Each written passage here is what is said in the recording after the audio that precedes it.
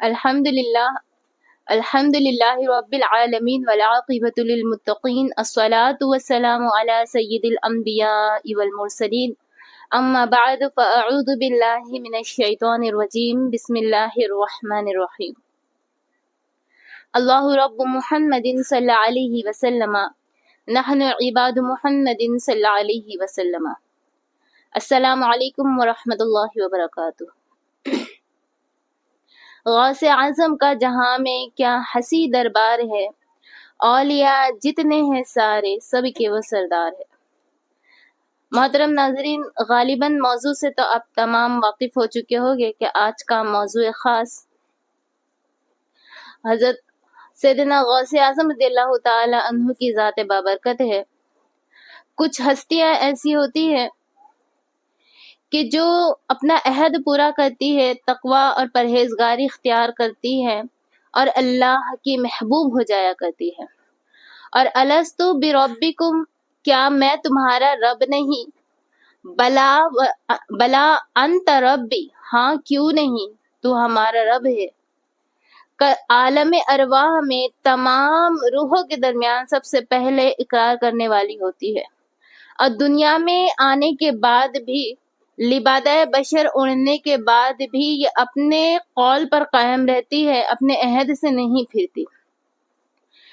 بارگاہ عزتی میں سر بسجود رہتی ہے، تقوی و پرہیزگاری کی جامع رہتی ہے، اور قرب خداوندی سے وہ مقام و مرتبہ پاتی ہے کہ کوئی رسول، کوئی نبی، کوئی صدیق، کوئی شہید، کوئی کتب، کوئی ابدال، کوئی غوث، تو کوئی غوث اعظم ہوتا ہے۔ علماء فرماتے ہیں کہ اس امت میں یعنی امت محمدی صلی اللہ تعالی علیہ وسلم میں دو غوث اعظم ہوئے، ایک حضرت سیدنا حسن مجتبی رضی اللہ تعالی عنہ اور ایک حضرت سیدنا عبد القادر جیلانی غوث پاک رضی اللہ تعالی عنہ۔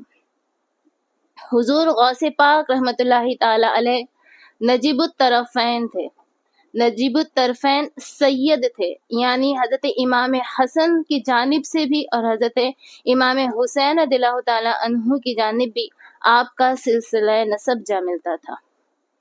اور ہم تمام بخوبی جانتے ہیں کہ آپ نے پیدا ہوتے کے ساتھ ہی روزہ رکھنے کا معمول شروع فرمایا تھا۔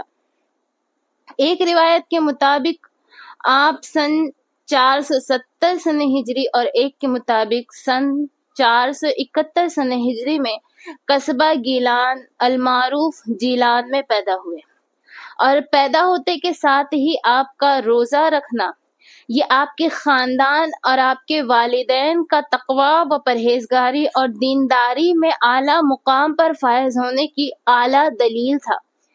آپ کی والدہ ماجدہ ام الخیر فاطمہ بڑی پائے درجے کی ولیہ تھی، اور غوث پاک رضی اللہ تعالی عنہ کے لیے یہی فیضان تھا کہ آپ کی والدہ ماجدہ کے شکم میں جب آپ موجود تھے تو آپ کی والدہ ماجدہ 18 پاروں کی حافظہ تھی اور روزانہ تلاوت فرمایا کرتی تھی، جس کا ثمرہ یہ تھا کہ حضور غوث پاک رضی اللہ تعالی عنہ پیدا ہوئے تو 18 پاروں کے حافظ تھے۔ آپ کے والد ماجد ابو صالح موسیٰ جنگی دوست بہت بڑے عالم دین اور بہت بڑے اللہ والے ولی اللہ تھے۔ حضور غوث پاک رحمت اللہ تعالی علیہ بچپن ہی سے علم دین سیکھنے میں مشغول رہے۔ اکابر علماء کرام سے آپ نے علم دین حاصل کیا اور ایسے علم کے جامع ہوئے کہ بغداد تو بغداد، ممالک اسلامیہ کے تمام علماء کرام سے سبقت لے گئے۔ پھر اللہ تبارک و تعالی نے آپ کو مخلوق پر ظاہر فرمایا اور ہر چہار جانب سے ہر خاص و عام کے دل میں آپ کی مقام کو، آپ کی عظمت کو ڈالا گیا۔ غوث پاک غوثیت اور قطبیت کے اعلیٰ مقام پر فائز ہوئے۔ غوث کا دراصل لغوی معنی فریاد رس یعنی فریاد کو پہنچنے والا ہوتا ہے، اور اللہ کی عطا سے غوث پاک رضی اللہ تعالی عنہ غریب و حاجت مندوں اور درد مندوں کی فریاد رسی فرمایا کرتے تھے، مدد فرمایا کرتے تھے، اس لیے ہر چہار جانب سے محبین و مریدین نے آپ کو غوث اعظم کہہ کر پکارنا شروع کر دیا۔ آپ نحیف البدن، کشادہ سینہ، درمیانی قد، گندمی رنگت، گھنی داڑھی، ملے ہوئے ابرو اور بلند آواز والے تھے، خاموش طبیعت اور پاکیزہ سیرت کے حامل تھے۔ آپ کے کلام کی تاثیر اور آواز کی بلندی کا عالم یہ ہوتا کہ سننے والے کے دل میں رعب و خوف اور خشیت پیدا کر دیا کرتی تھی۔ آپ کی آواز کا عالم یہ تھا کہ مجلس میں جو شخص بھی بیٹھا ہوتا، ہر ایک کو آپ کی آواز یکساں سنائی دیا کرتی تھی۔ یہ آپ کی کرامت بھی تھی، حتیٰ کہ آپ کی مجلس میں 70,000 کا مجموعہ بھی ہوا کرتا تھا۔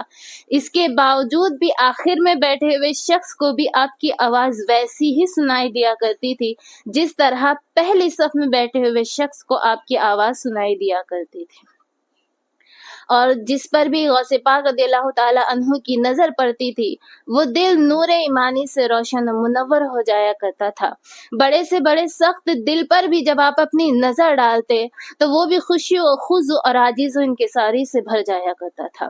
یہ اللہ تبارک و تعالی کا آپ پر بڑا فضل تھا کہ اللہ تبارک و تعالی نے آپ کو ولایت کا وہ مقام عطا فرمایا کہ پھر بغداد کی سرزمین پر کھڑے رہ کر آپ نے یہ اعلان فرمایا کہ قدم حاذہ علی رقبۃ کل ولی اللہ، کہ میرا یہ قدم تمام اولیاء کی گردنوں پر ہے۔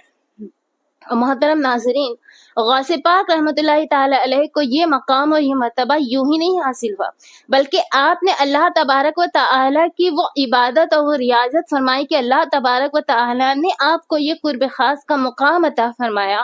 خود غوث پاک رضی اللہ تعالی عنہ یہ ارشاد فرماتے ہیں کہ 25 سال تک میں نے عراق کے صحراؤں میں اس طرح گزارے کہ دنیا سے قطع تعلق ہی کر لی، اور اس طرح ہو گیا اللہ تبارک و تعالیٰ کی عبادت میں کہ نہ کوئی مجھے جانتا تھا نہ میں کسی کو جانتا تھا۔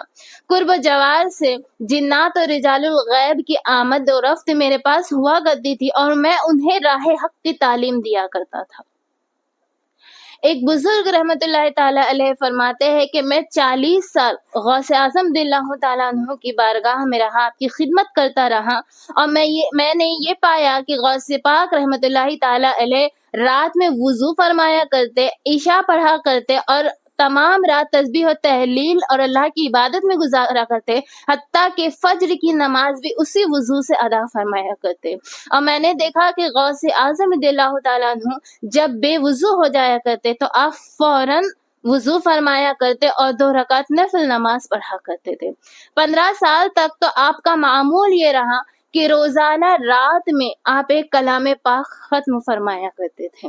آج رات میں تلاوت کرتے ہوئے لوگ خوف کھاتے ہیں، تلاوت کرنے والوں کو دیکھ کر لوگ خوف کھاتے ہیں، حالانکہ کلام پاک وہ کلام ہے جو دلوں سے خوف کو مٹا دیا کرتا ہے۔